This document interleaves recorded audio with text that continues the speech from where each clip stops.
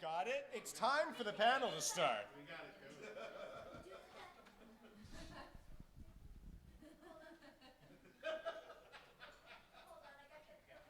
You are the toughest publicist I've ever worked with.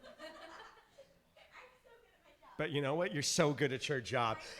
Hi, everyone. It's 5:30, so I'm going to go ahead and get started. My name is David Autovino, and I am a full-time professional working voice actor. I want to thank you all so much for coming to my panel, in addition to, there's way more famous voice actors here, and they are going to put on a spectacular panel on Saturday. I really hope that you all go and check it out. I'm going to go check it out. I think it's going to be super cool and super informative, and I think they are going to have a very different perspective than the kinds of things that I'm going to be discussing. So, my name is David Autovino. I hold a BFA from Niagara University. I'm certified by the Society of American Fight Directors. I am a member of Actors Equity Organization, the union that represents professional stage actors. I chaired the acting department of the Rochester Association of Performing Arts for 2 years. And by now you might be thinking one of two things. Number one is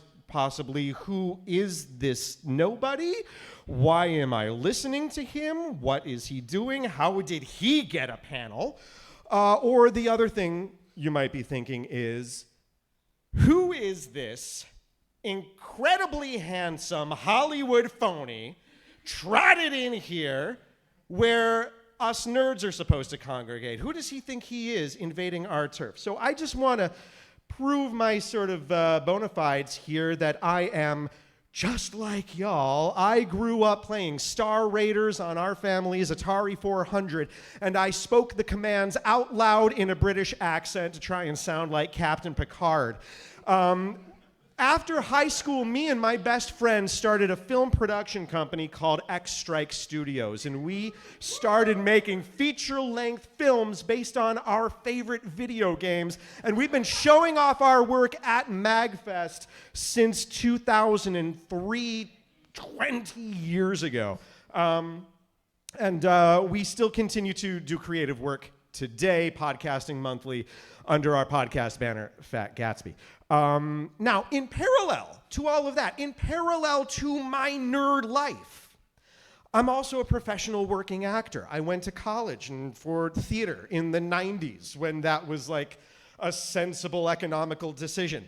And I've spent the past nearly 25 years performing professionally Shakespeare and song and dance musicals, and starring in regional commercials, and occasionally starring in national TV commercials. And I have an extensive body of work in independent film. But for the past decade or so, since I became a parent, largely, let me introduce you to my assistant and publicist. This is Julia, my daughter Julia. Give her a round of applause.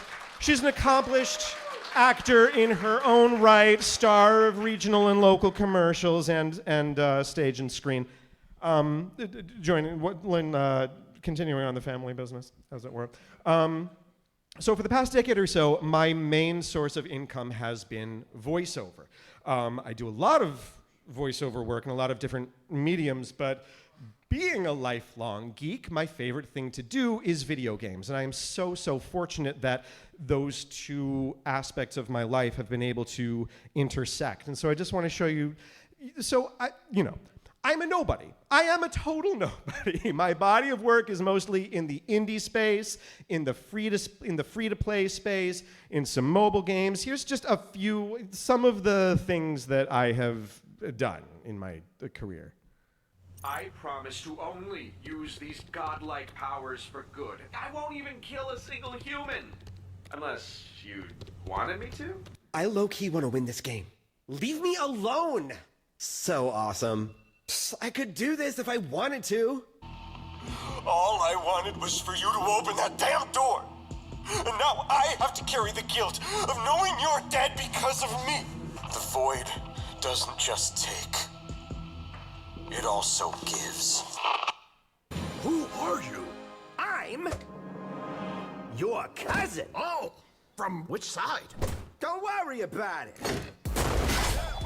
Remember the cave? Go there and hide. I'm gonna look for Mike. No way. I'll never get there alone. You will. Just keep the radio on. I'll tell you what to do. You can find lots of kings of corruption in the newspapers. There's a new one every month, but I've never seen a Caesar. Because Caesar, that's not about the scale, but the style. Style is everything, right? Apart. Breaker, I want you Sergeant, we must put this aside. We are not safe here. When the elevator stops, we will exit. We will find the answer to this together. You are not alone. You know exactly who I'm talking about. Math teachers. There is a cabal in our midst, people. My regular listeners know it. I know it. Aaron, you might still be on the fence a little, I guess. The most innovative nations will have an advantage in exploiting their learning. But a generous ruler may choose to lift up favored friends. Among the ashes of a cowardly attack on the land of freedom, an unlikely new hero rises to take up the good fight. Agent Peggy Carter answers the call.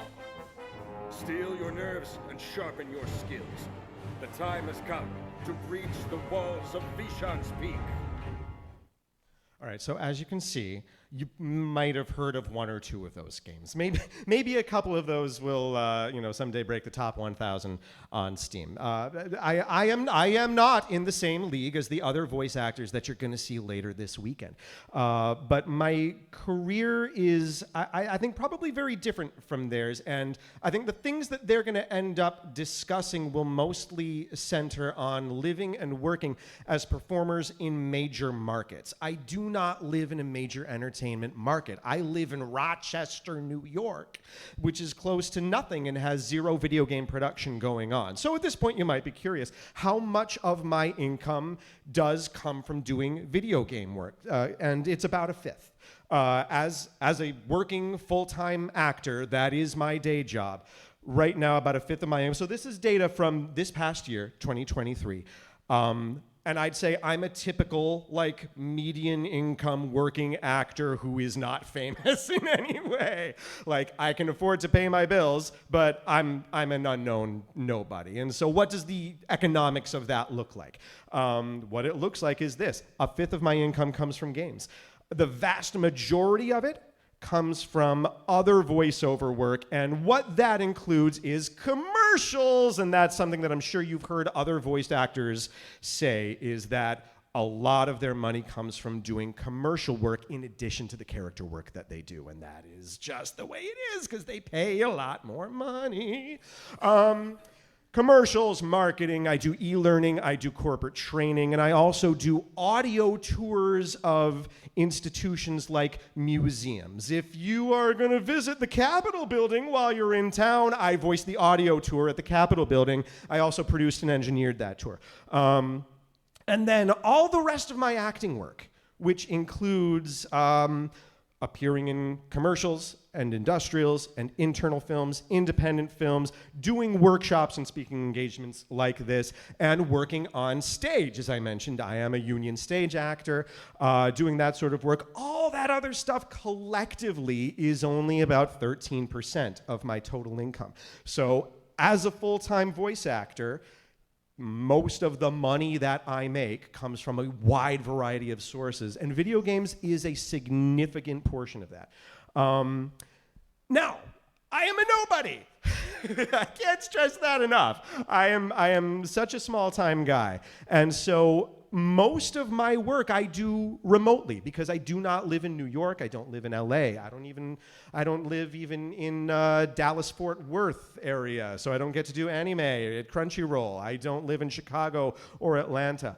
Up in Rochester, New York, I have not been in a recording studio since the pandemic, and so my home studio, I built a soundproof booth in my house 8 years ago.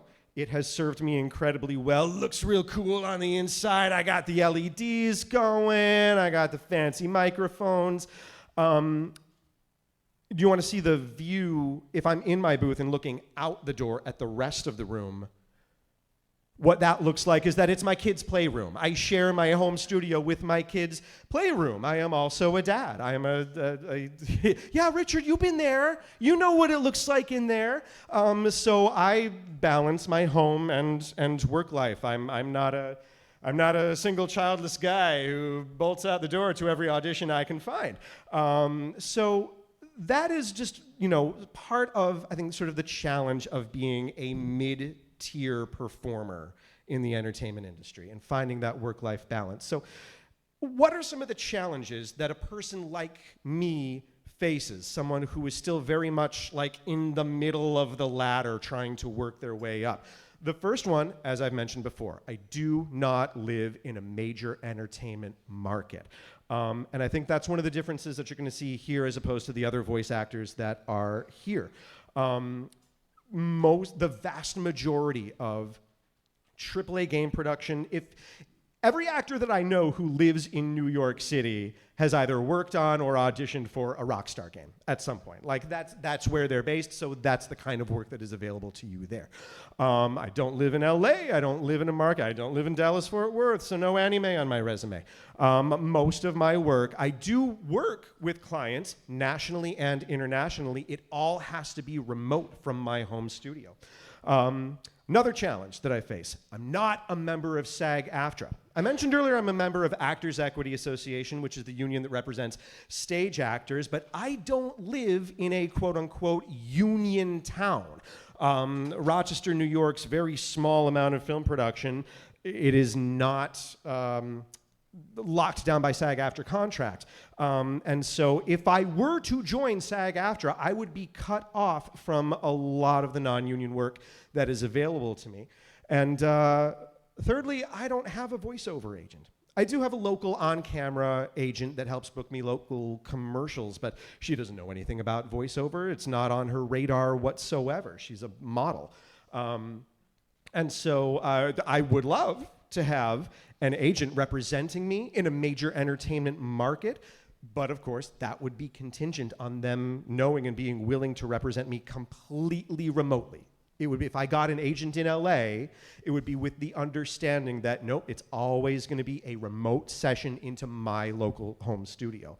Now, by the same token, I think I got a couple of things going for me which have enabled me to eke out some measure of a paying career. And before I get into like, what's so great about me, I just want to make it absolutely clear. I am not any more talented than any other voice actor.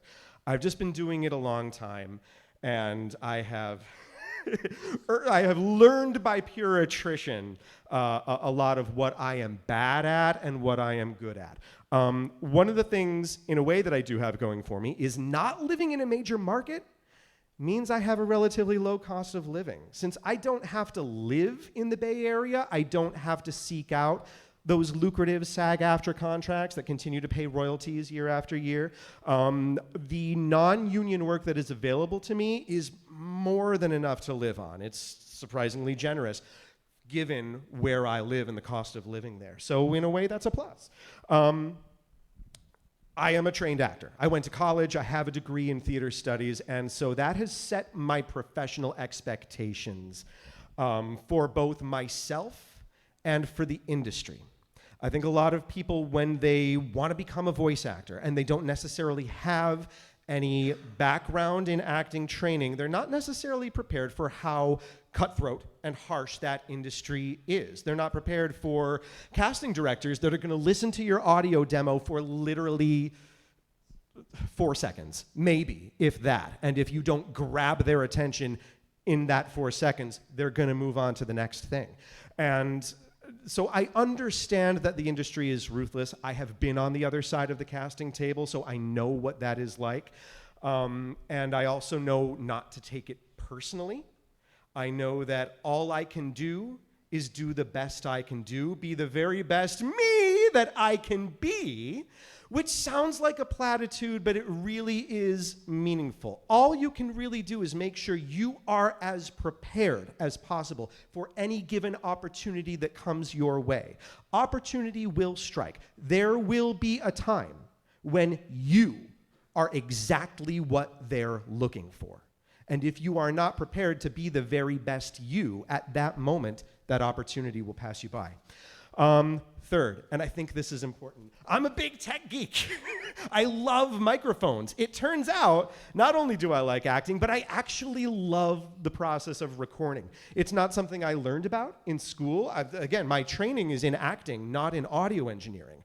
I've spent a decade learning how to be a good audio engineer because I find it incredibly interesting and I want to get better at it. And I spend my spare time watching YouTube videos about how is this microphone better than that microphone. I know a lot of actors for whom that stuff just bores them to tears. And that is not a prerequisite, but I do know that my interest in making sure that I am also a good recordist has made me far more marketable as a remote talent, because I can guarantee my clients, I can always tell them, hi, I actually really know what I'm doing. I've got the best top-of-the-line recording gear. I recorded all the same spec, and I do everything that you do in the studio because I have meticulously studied what you do in the studio, and I can guarantee you the same technical audio quality as you would get in your recording studio. And that, again, I'm not any more talented than anyone else. I am less talented than a great number of people, but because I can promise that I can make it easy for them.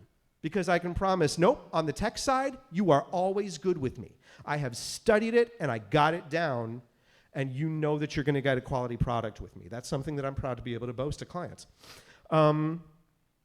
So people who want to get into voice acting, I get asked all the time, what kind of microphone should I buy? What classes should I invest in? It's a lot of possible places to spend your money. And the most important thing that I would tell to people that do want to start down this path is to always, always, always think about it in terms of return on investment. If I spend $1,000 on this fancy microphone, how confident can I be that I am going to be able to make that money back? If I spend $600 on a class with a casting director, what is my reasonable expectation that I am going to turn that around into more bookings? It is always an exchange. It is always ROI. So the places where you can invest in yourself, let's look at them. It's technical. Microphones, investing in your recording space, making sure you've got acoustical treatment.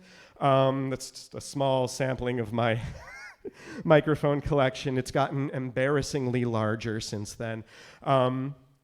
You can invest in your artistic ability. You can spend money to take classes from acting teachers and vocal teachers and try to improve your vocal range and your acting ability if that's not something you already have under your belt.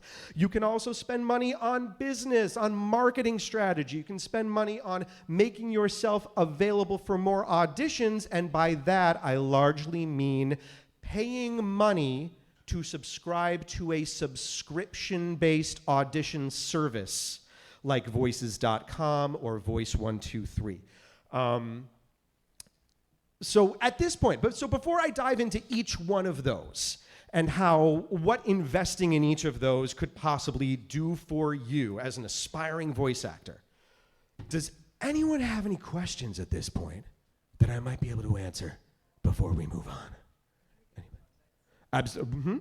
Oh, the websites. Oh, yes. They will appear again, but just real quick for you, they are voices.com and voice123, which is also .com. Yeah. Yeah, you bet. Absolutely. Oh, and okay, I went back too far because it's all broken down into stuff. By the way, I should mention this at the very end of my presentation. There will be a QR code where you can scan and download this whole presentation as a PDF so you can refer to all this stuff later. I should have mentioned that at the start. I'm so sorry, but bless my note takers out there. I love you. All right, so everyone always asks me, Dave, what kind of microphone should I buy so that I can start doing voiceover from home? Yeah. All the time, Stevie. I love you. I typically break microphones down into 3 categories, and this, again, you have to think of this in terms of ROI. The first category is microphones in general.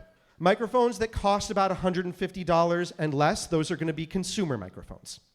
And these are going to be targeted. This is the kind of microphone that you could buy at Best Buy, as long as Best Buy is still actually selling physical things. They've gotten rid of games now, so who knows what's next.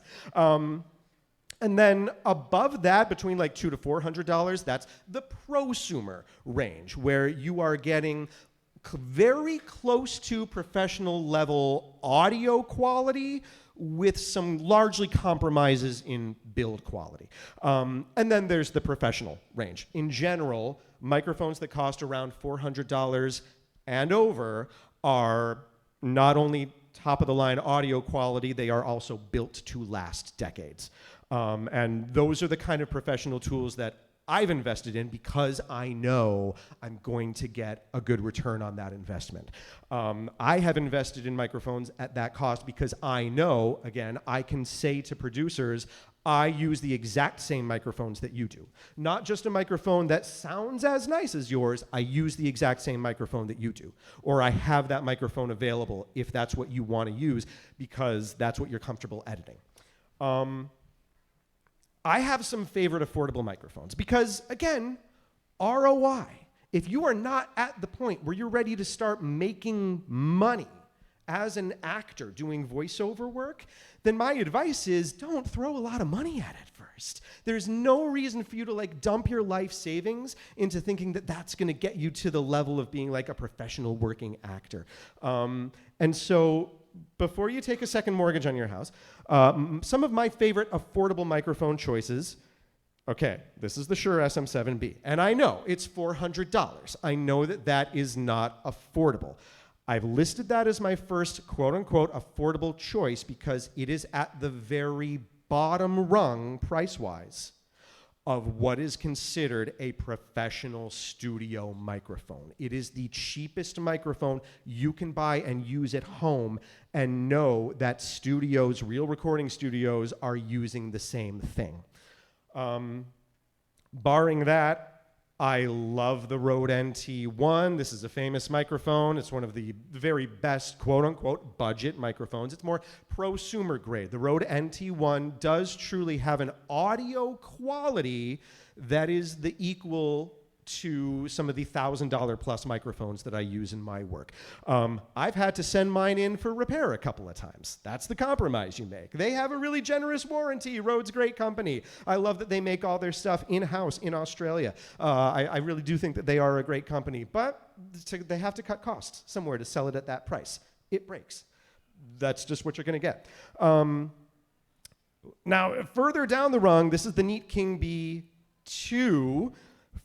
It retails at $170. For about a year, you could get it anywhere for $120. And for half the price of the Rode NT1, it sounds exactly the same. I tested it in my studio, A/B'd it against the Rode NT1. They're virtually identical for all intents and purposes. That was an absolute bargain. And now my last favorite affordable microphone is the Shure SM57. It's $99. And the difference with this bad boy is that this is also a truly professional grade microphone. Every recording studio in the world uses this microphone. It's not necessarily their first choice for voiceover. It's largely used to mic guitar cabs or drum overheads. It's got a million uses. It's pretty good at doing everything. It's not the best voiceover microphone, but it's almost impossible to make a bad recording with a Shure SM57. If you invest in one, you will always have a use for it for the rest of your life. Now, all of those microphones I just talked about are XLR wired microphones, meaning like all the microphones up here on stage, they require an XLR cable running into some kind of mixer or audio interface, and I know that that is an extra expense, and I know that that is extra technical expertise that you need to know, and you're thinking, Dave, what about all those mics that just plug right into a USB port? Why can't I just use those? They're not as good. They're getting better. They're getting so much better. Some of the newest ones are really, truly impressive. But they have to shrink down a microphone capsule and a microphone preamp and a USB audio interface, digital audio conversion hardware, all put inside the form factor of a microphone's body. There's always quality compromises. For a long time, it was in like the detail and resolution of the audio. That is getting better, but the quality of digital, of analog to digital conversion is still really compromised in those devices compared to a standalone audio interface. So I just don't recommend them, and there is not a professional studio in the world that will truly look at you as a professional if that is what you purport to do your work on. If it's what you have, use it. Again, some of them sound great. Many of them are more than good enough for most of our purposes, for podcasting, for like doing hobbyist anime dubs or whatever. If it's what you have, use it. But if that is the level of technical simplicity that you feel like you have to stay at, I don't recommend that you buy a Blue Yeti. The Blue Yeti was the very second professional microphone that I ever owned. I never liked the way it sounded. Again, it is more than good enough for podcasting and for hobbyist work, and at the price point, it is fairly impressive. But if you want to pursue professional work, I would not go out and spend money on one right now. Also this, gamer microphones. This specifically is the HyperX Quadcast. I've demoed this microphone. It's impressive. It really does sound nice. It's got it sort of warms up some of the bass tones. But that's all it can do. It's kind of like buying a camera that only has one really nice Instagram filter on it. And so every photo you take will always look like that one really nice Instagram filter. It might look nice for most things, but if you're a working professional, you need it to sound more neutral. And please, please, please, please, do not buy one of the $25 professional grade microphone kits that you see all over Amazon, sold by companies like Neewer. They are, again, some of them are not bad. And if you already bought one of these things, don't feel like you absolutely have to go out and replace it. Some of them, by pure luck of the draw, are actually half decent. But I got to tell you this. This little, oh wait, I have a laser. Laser! The little round thing on the inside of a microphone, that's the diaphragm. That is the disc that vibrates when your voice hits it and turns those vibrations into electrical signals.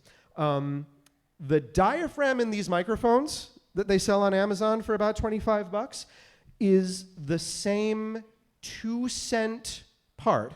It's the same 2-cent Electret capsule that comes in most children's toys. Any children's toy that has a microphone component, that's what's inside. And so that's what you're buying. You're buying a children's toy put into a professional-looking body. Spend that money on a burrito instead. If you must buy a USB microphone, this one's my favorite. It's the Samson Q2U. It's only $60. It's got that same sort of sound that the HyperX Quadcast has, where it sounds a little warm, it sounds a little extra rich, it sounds a little radio ready. That means that it doesn't need a lot of post-production or audio engineering know-how to get a pretty good, like, hi, I'm on the radio kind of sound. It's already got that built in. It does a better job keeping out external noises like your computer fan or your house's HVAC or traffic noise by virtue of being a dynamic microphone as opposed to a condenser. Dynamic microphones are far better at only picking up the sound that is directly in front of them. If this was a studio condenser mic, I could have it all the way over here and you'd still be able to hear me. But because this is a dynamic microphone, it only picks up what's in front of it, does a better job rejecting those external noises. And again, if you continue on with this as a career, you will outgrow this microphone. But it's better to start by only spending $60 instead of more than that. All right, at this point, before I move on to the business side of things, does anyone have any questions I can answer? Yes, sir. All right, how did the Shure SM55 become the default voice actor microphone? You'd have to ask a graphic designer. It's because it's so beautiful, baby. My friend Wood is describing the Elvis mic, the famous Shure 55. It's got that chrome grill that looks really vintage. Yeah, that is not actually used in any kind of voiceover production at all. And it's a very nice mic for live performance, but it's not detailed enough to capture the nuances of voice work. I saw a question over here. So, all right. This is a wireless Shure SM58. For years, MAGFest mostly had cheaper Samsung microphones, and they've the last couple of years they've been able to upgrade to Shures, which is a really nice upgrade. The 58 is a cousin to the $100 SM57 that I mentioned earlier. That was $99, but still a professional microphone, mostly for instrument use. They are very, very similar microphones. The only real difference is the shape of the grill. This microphone has a good deal of proximity effect, so if I get really close, then you hear all those warm, rich bass tones. And it's doing a fantastic job of not feeding back because the microphone's only picking up my voice, it's not picking up the sound of the speaker. If I put it right up against the speaker, there'd be feedback, it would start to go, none of us would like that. So in terms of handheld wireless microphones, this is among the best. Not a voiceover microphone. But if it's all you have, you could do a lot worse than a trusty old Shure SM58. Like if you're a gigging musician and you already have, if you're a gigging musician, you probably already have a few handheld Shures handy. And if that's all you have, put those to use. They'll still do a better job than most USB microphones or other microphones you can get for $150 or less. Does that answer your question? All right. Hey, hello, what's up? So this is going to sound like kind of a stupid question. There are no stupid questions in voiceover. I can prove you wrong. So I have found myself in various voice acting communities throughout my journey of wanting to become one. Why do you suppose, this might be a hypothetical, why do you suppose it is that so many people who want to start out only focus on the equipment and forget that second word in voice acting, which is acting? Because that's the part that you can buy your way into. Because that's the part that you can solve with money. And the other thing is that acting, I think, is something that is, it's very public-facing work. We all see what actors do. It's something that's in front of us all the time. And I think if it's something you're interested in, it's something that you can look at and analyze kind of on your own and think, oh, I like what this performer does. I bet I could replicate that. It's not that simple, of course. If you've had any acting training, there is more nuance to it. But because it's a highly visible job, everyone's got an opinion on what good acting is and what bad acting is. It's a lot harder to judge the technical aspect of it if you're a novice at all that. And so I think, you know, that's the problem that, oh, well, if I buy the $1,000 microphone, then clearly I'm at a higher rung than all those plebeians using Rhodes. Yeah, you know, it's easier to quantify, I think, than acting ability. I mean, acting ability is a very nuanced thing. I'll say it again. I'm not the most talented actor around. I think what I do well because I've had a ton of, oh, thanks, kid, I love you too. What I do well because I've had a ton of experience failing. And yeah, failure is the best teacher. Doing it is the best teacher. I'm going to circle back to this again. But if you really, really want to get good at this, you just have to get out there and audition over and over and over and over again. I'm going to move on, but I'm going to make sure that there's... Okay, Joe, what's up, baby? What are pros and cons between dynamic mics and condenser mics? Pros and cons. So dynamic mic. What are the pros and cons between dynamic mics, like what I'm holding, and studio condenser mics, which is stuff like the Rode NT1, the Neat King B2. So I already mentioned that dynamic mics they focus more on what's directly in front of them. In general, they are a little bit less nuanced. They tend not to pick up some of the real gentle subtleties of the voice. There are some really good ones. You know, I love my Shure SM7B. I've got one too, but it is it's not as bright or crisp as my Neumann that I use for the bulk of my voiceover work. If you cannot work in an isolated recording booth, dynamic mics can be a really, really helpful thing to have on hand. But if you do have a perfectly acoustically isolated area, for the human voice, for the nuances of spoken word, necessarily. Obviously, dynamic mics are frequently used in the recording industry. There are some singers that do well with a condenser mic, some singers that do well with a dynamic mic. Dynamic mics tend to do better with metal screamers and rappers, whereas condenser microphones are more frequently used by soft crooners and jazz singers. And again, it's because of that subtlety and detail thing. There are some great dynamic mics. There are some terrible condenser mics.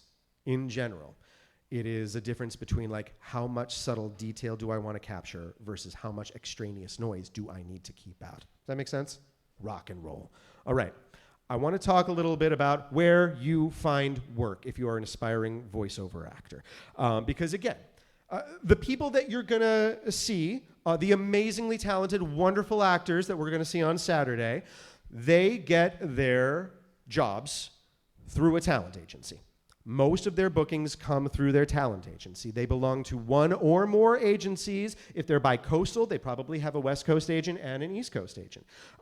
That's how they're booking the AAA game work. That's where that comes from. Outside of that, recording studios themselves often have a roster of actors that they have worked with or they know do a good job, and so they can direct their clients, oh, hey, do you need an actor for your commercial or your thing or whatever? Take a look at browse our list of actors. Here's some samples of what their voice sounds like. And then clients pick you based on that. That's how I get a lot of my work, actually. And then third, and again, this is kind of something that I sort of tricked people into doing. A lot of my work and relationships come from having done on-camera work first. I already had a body of voiceover work so that whenever I book an on-camera commercial, I sometimes ask, like, hey, who's doing the voiceover for this? I actually do voiceover. If you need anything, and I hand them my card, and I network like that. And it's through doing that in fact, there's one ad agency in particular that I was working with for a very long time, and they recently sort of had like a diaspora. The creative director left and formed his own company. Their chief editor left and formed his own company. Their chief cinematographer left and formed his own company. And they all know me, and I like them all, and thankfully they like me too. And so now that's 3 companies that hire me for work instead of 1. But those all are like down the line kind of things. Those are all required. Like if you're at a point in your career where you've got a body of work, then what do you do? What can all of you do to start exploring booking voiceover work right now or as soon as you get home from MAGFest? Social media. You can go on Twitter, you can go on Facebook. On Twitter, you can find tons of indie projects. If you search voice acting retweet, they will be retweeting every voice acting casting call that they see. Some of those are unpaid indie work. A lot of those are paid jobs. They're just independent creators who are self-financing their first film or their first game, and they are looking for voice acting talent to contribute real human voices and not going the AI route. Bless them. Woo! Yes, real artists. Give it up for real artists. And they will talk about websites like Casting Call Club. Casting Call Club is a place where you can go and make a profile and, again, sort of browse an entire marketplace of auditions for indie work. Some unpaid work that is for funsies, and that is not to poo-poo it. That is an amazing way to build up a resume and build up experience and sort of start to learn, like, what are the expectations of producers? What sorts of things do they want from me? How can I make myself more marketable to them? And there's tons of paid work on there as well. There's Voice Acting Club, which is an amazing resource. The auditions you'll find on Voice Acting Club are largely unpaid hobby projects, but they have so many resources that you can browse that share a lot of the same information that I'm telling you right now. Conversations about what's the best microphone to get at home, how to make a good demo reel. There's all sorts of amazing stuff that you can learn from Voice Acting Club. ACX is Amazon's website for their audiobook company Audible, where anyone for free can make a profile and start bidding on audiobook narration jobs right away. And again, the pay scale of these jobs range from next to nothing to fairly generous. I have never done an audiobook. It seems like a heck of a lot of work. And I learned long ago that I'm a sprinter, not a marathon runner. My specialty is the 15 to 30 second commercial slot. I can nail one of those, but oh boy, an audiobook. Unless you are working for a major audiobook publisher, it is hours and hours of recording. And if that comes naturally to you, go for it. I have a buddy from college who that is his whole career, is doing audiobooks and no other voiceover work at all, and he's very successful at it. Another place, let's see. Oh, okay. And then that brings me to the pay-to-play sites, where you pay money for a subscription and get access to auditions. They are a variety of icky to a variety of degrees. Back when I went to college in the 90s, what they told me was, when you move to New York City and try to make it on Broadway, there will be 1 million acting coaches trying to scam you and take your money. Be smart, be cautious. You should never have to pay out of pocket for a job opportunity. In fact, that starts to butt up against the way labor laws work. Technically, labor laws say you should not have to pay money for access to a job opportunity. But here we are in our capitalist dystopian hellscape. And so we've got sites like Voices.com and Voice123 and Bodalgo and Voquent. And they are controversial for more reasons than just that. Voices.com in particular was really, really slow to articulate their stance on AI and how your auditions may or may not be used to feed algorithms for AI. And so cool. Yeah. But they are the 800-pound gorilla in the room, and the 800-pound gorilla sits where it wants. And that is the place where the high-paying video game work lives. I have auditioned for Nintendo on Voices.com. I never booked it, someday. But that's where that stuff lives, for better or for worse. Let's see. So you might be curious at this point, how much money do I make? I am a current and active member of Voices.com, despite my misgivings about it. It still remains a fairly large percentage of my overall income. A third of my income last year came from bookings that came from Voices.com. And so that alone, it makes it worth the price of admission to me. I know that I can pay that substantial membership fee, but I can also be confident that I'm going to be able to turn that into many times over what it cost me. And the rest of it, the other 2/3, surviving by my own wits. My own wits, what that really means is many of those are repeat clients, some of whom I originally booked on Voices.com, and then we both sort of tacitly agreed, hey, I like working with you, you like working with me, why don't we take this outside and make it personal? And I have some really wonderful long-term clients that I've been working with for years that I met them through Voices.com. And then some of them are recommendations from friends, literally friends that know me and know, oh, hey, Dave does voiceover. Maybe I'll recommend him to this company that I work for, this healthcare company or whatever, who happens to need a voiceover for their video. And industry acquaintances. And what I mean by that is, again, I did a commercial, met the cinematographer. Now he's got a new company. He hired me for the voiceover. I did an independent film, met the director. He's producing a commercial. He needs a voiceover. And so that work begets more work. Okay, so before I move on to the third thing that you can invest in yourself in terms of ROI, acting. Any questions at this point I can answer? There's one over there.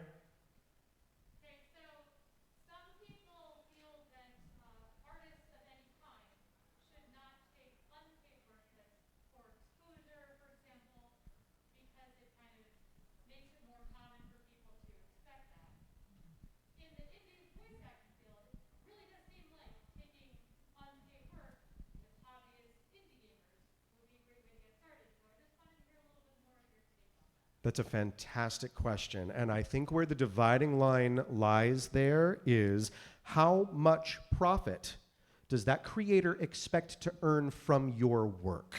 If it's going to be a commercial release, if it's an indie project that's releasing on Steam, even though Steam is really difficult to break through, if there's a reasonable expectation that they could be earning a substantial commercial profit from whatever their release is, then you should expect to be paid the typical indie hourly minimum, which is $250 an hour for your time. That's only fair.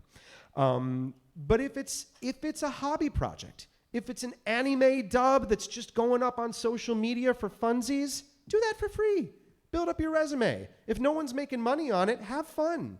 Have your fun, get some experience under your belt, get to know what it's like working with other people, collaborating with other people. Absolutely do that.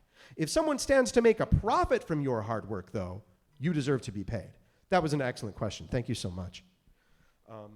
Anybody? Oh, yeah, way in the back. What's up?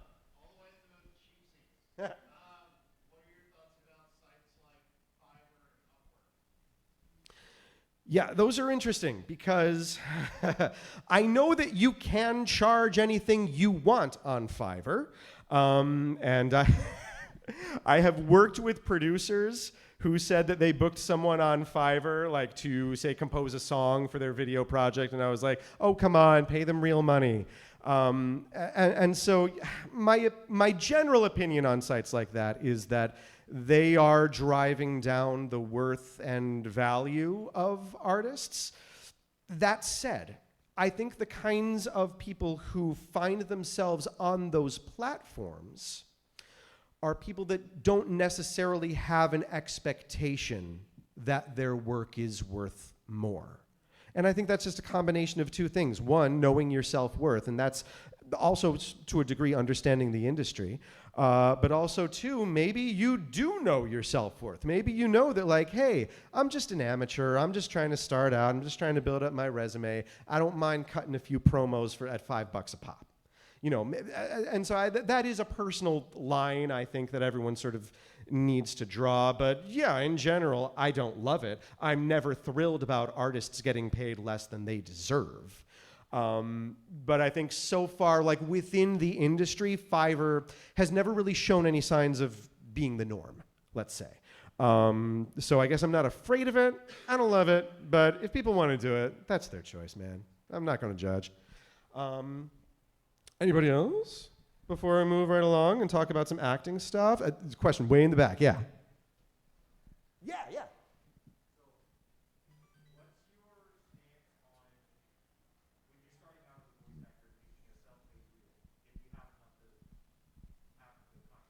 Excellent question. I know that when you go online and if you look at other voice actors, and everyone says online not to make your own reel, and I could not disagree with that more. I understand why they say it. It makes sense. If you want to be a booking professional, you should have an outside set of ears listening to your work and helping you know what's good and what's not, because your own opinion is going to be biased. I totally get that. That is totally valid. And if you are a working booking professional, yes, pay someone else to make your reel. Absolutely. I think for most people who are just starting out, who might not necessarily know anything about acting, might not necessarily know anything about recording, might not necessarily know anything about editing, making your own reel is one of the best ways to teach you that stuff. It's one of the best ways to force yourself to learn that stuff. Like every Jedi must build their own lightsaber, I do think it's really, really helpful to start making your own reel, because it allows for a couple of things. Not only does it allow for practice, recording, editing, putting music beds underneath, doing fade-ins, fade-outs. It also gives you the opportunity to choose stuff that you are interested in. I actually have a YouTube video about making your own reel, and what I recommend to people is you choose 6 pieces, basically. 3 sort of, oh, wow, only 10 minutes left. I got a book. Thank you so much. This has flown by for me. I don't know about all of you.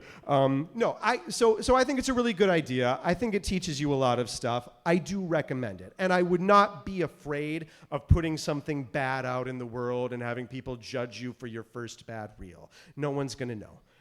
Again, we're all nobodies. We're all nobodies. No one's paying attention to you. Don't worry about it. You know, put your stuff out there. Put your failures out there. It's fine. If you get better and get a career, no one's going to remember that first reel anyway. So I think it's a really good idea. I know that goes against the sort of common wisdom, but that's my 2 cents.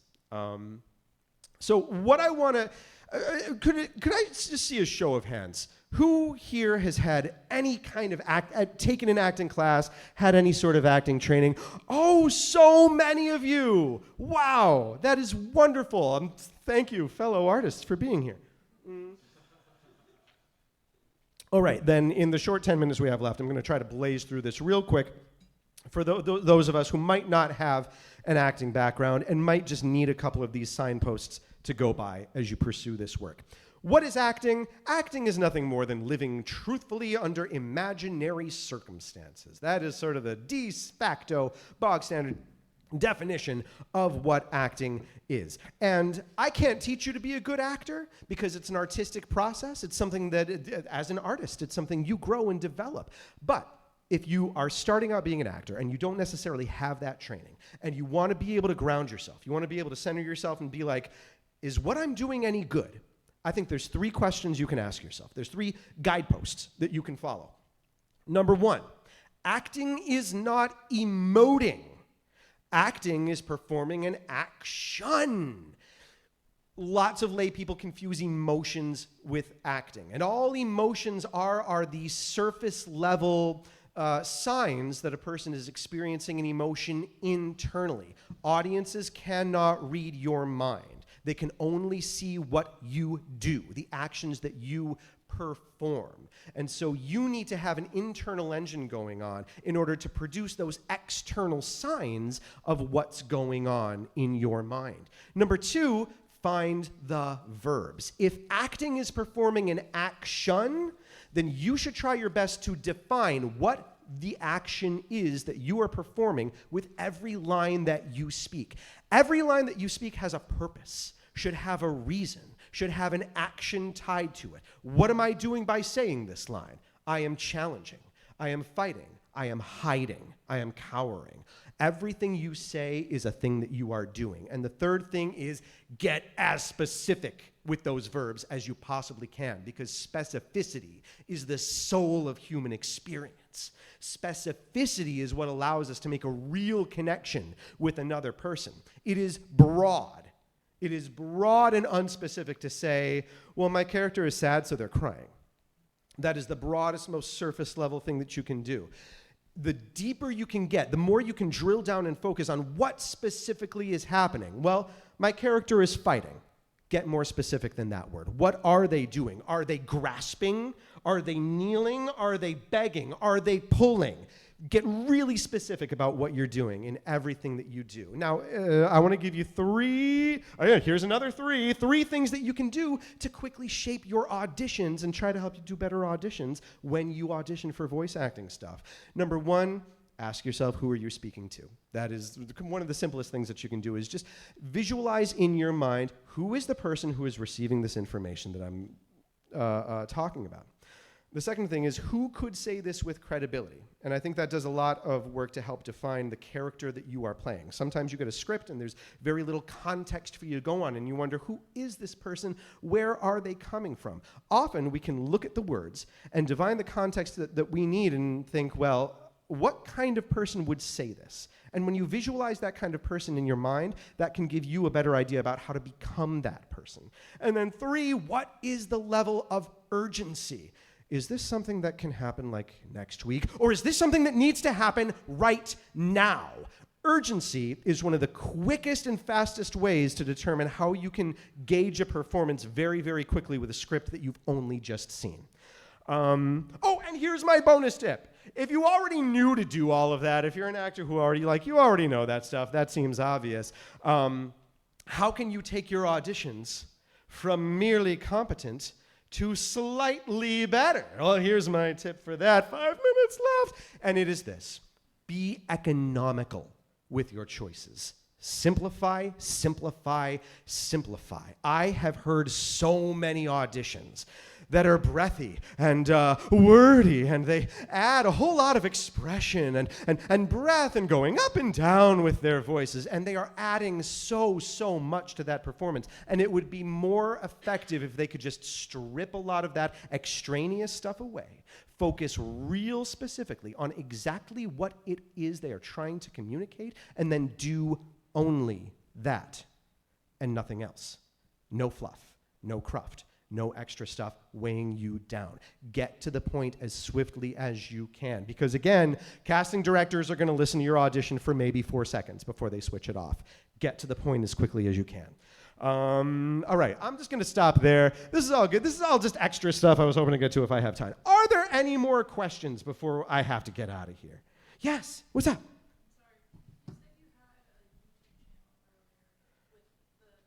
I do, yes. At the end, I will skip ahead to where my QR codes are so that you can find, all right, so there's me. There's that QR code where you can download this whole presentation. And the other one over there that's on the left is a link to my website where you can find my links on social media and on YouTube, my YouTube channel that I haven't updated in more than a year.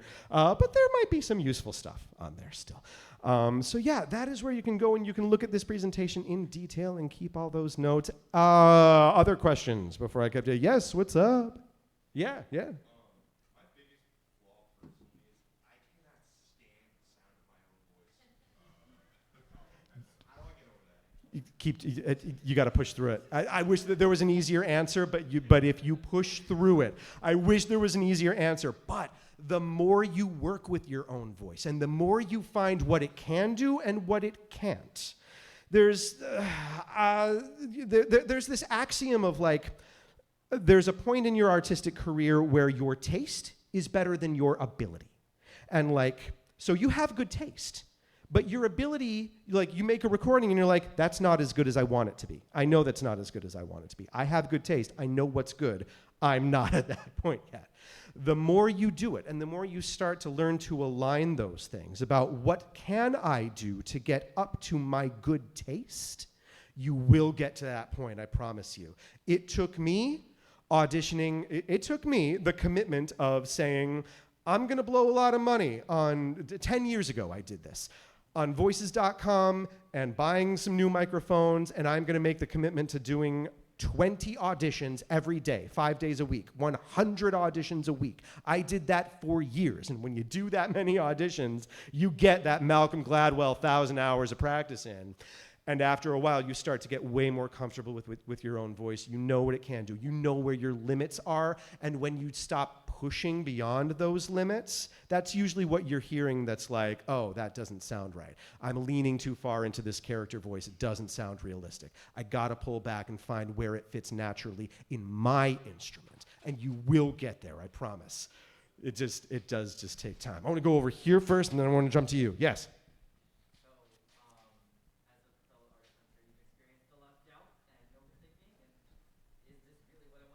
Yeah.